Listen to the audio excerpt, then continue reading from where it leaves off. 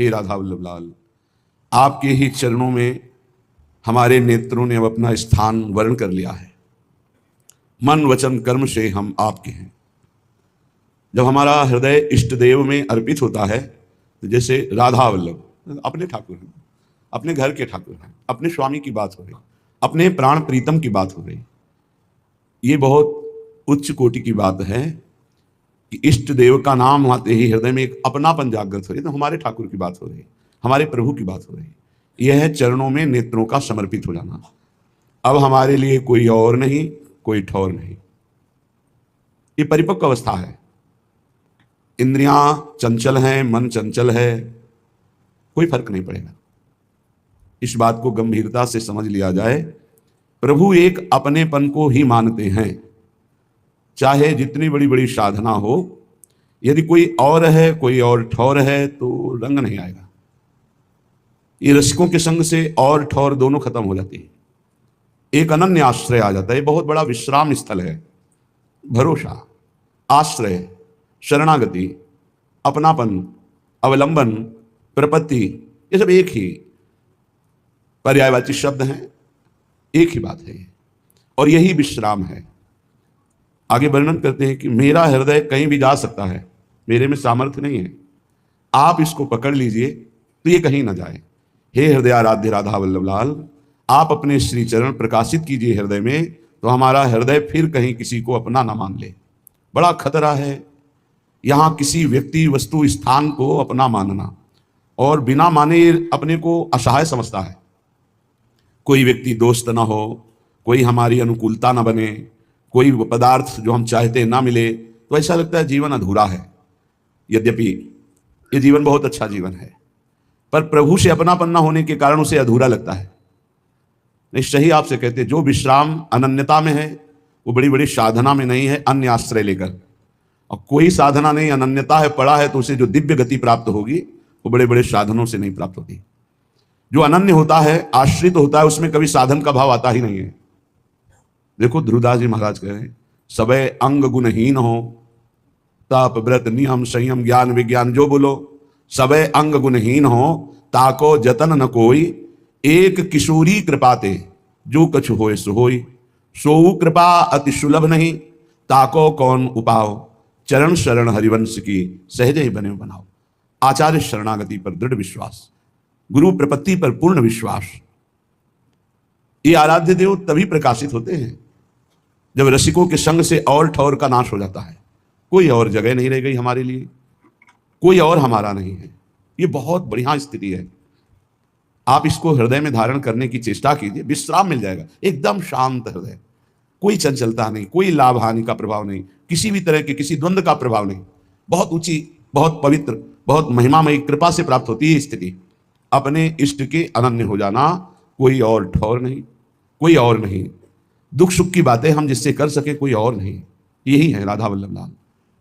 एक सेकेंड भी नहीं लगता ऐसे सुनते हैं। आप इनको विग्रह रूप मत मानिए, साक्षात विराजमान हैं। कई दिव्य अद्भुत घटनाएं राधा वल्लभ जी के मंदिर में ही घटी, हृदय की बातें होती। एक सेकेंड भी कहने के बाद सेकेंड तब पूरा हुआ जब बात पूरी हो गई, तत्काल। बहुत कृपा स्वरूप है। अपने आराध्य देव में ऐसी प्रीति हो जाए कि हमारा हृदय बड़े से बड़े लाभ मिलने की लुभावनी वृत्ति पर भी अपने इष्ट देव को ना छोड़े। यद्यप परिस्थिति बहुत गड़बड़ है, ध्यान देना, परिस्थिति बहुत गड़बड़ है। सामने हमें लुभाया जा रहा है कि इधर कदम रख दो, परिस्थिति ठीक हो जाएगी, हम ये सहयोग कर देंगे, ऐसा वैसा। आप कभी टूटना नहीं, बस फिर चमत्कार देखना। प्रभु की कृपा का फिर अनुभव ऐसा होगा कि आप असली में अनन्य हो जाएंगे। ये जब जैसे जैसे कृपा का अनुभव होता है, वैसे वैसे हृदय समर्पित होता चला जाता है। पर माया ऐसी प्रतिकूलता पैदा करती है कि हमको अपने इष्ट देव के विधान में प्रतिकूलता अनुभव में आने लगती है, तो हमारा हृदय फिर बहुत समय लगता है अनन्य होने में। कह रहे, करो कृपा मेरे ऊपर, जियरा अति ही भटके। देखो हमने बड़े बड़े महापुरुषों को देखा है, स्थिति में है, फिर भी प्रभु से जब प्रार्थना करते तो बहुत दैन्य होकर करते हैं। जिन महापुरुष ने लिखा कि मेरा हृदय अंतःकरण भटक रहा है, उनकी ऐसी स्थिति है कि हर दिव्य लीला का दर्शन हो रहा है, हर ऋतु, कलवाणी जी का अवगाहन हुआ, हर ऋतु, हर केली, हर विलास का दर्शन हो रहा है, फिर भला इनका मन कैसे भटक सकता है?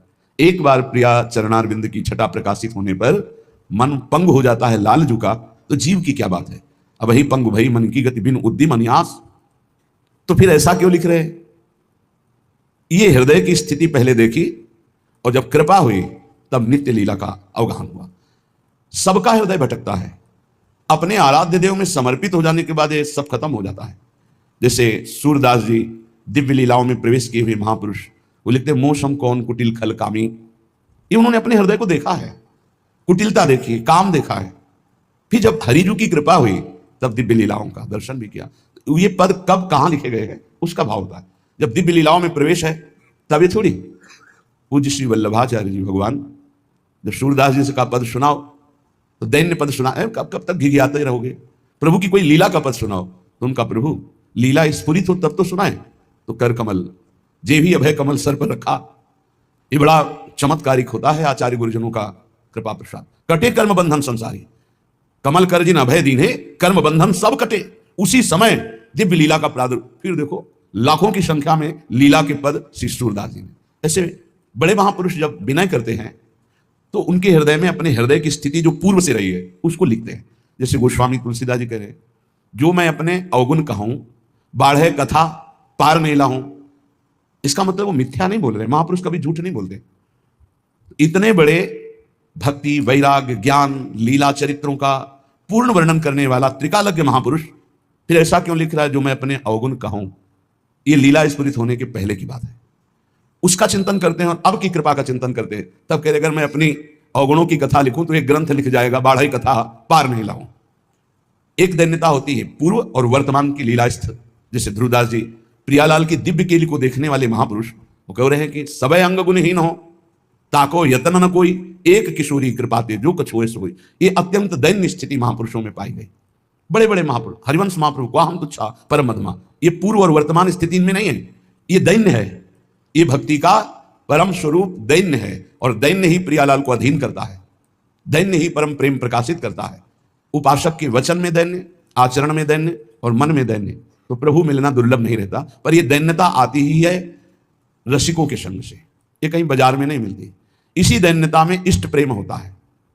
आप किसी भी महापुरुष के वचन पढ़ के देखो, आराध्य देव से जब बात कर रहे होंगे, जैसे भोरी सखी, कहाँ मैं कुटिल, कहाँ मैं मलिन और कहाँ आप प्रियाजू। जब आपने कृपा करके स्वीकार किया तो आप दर्शन दे दो।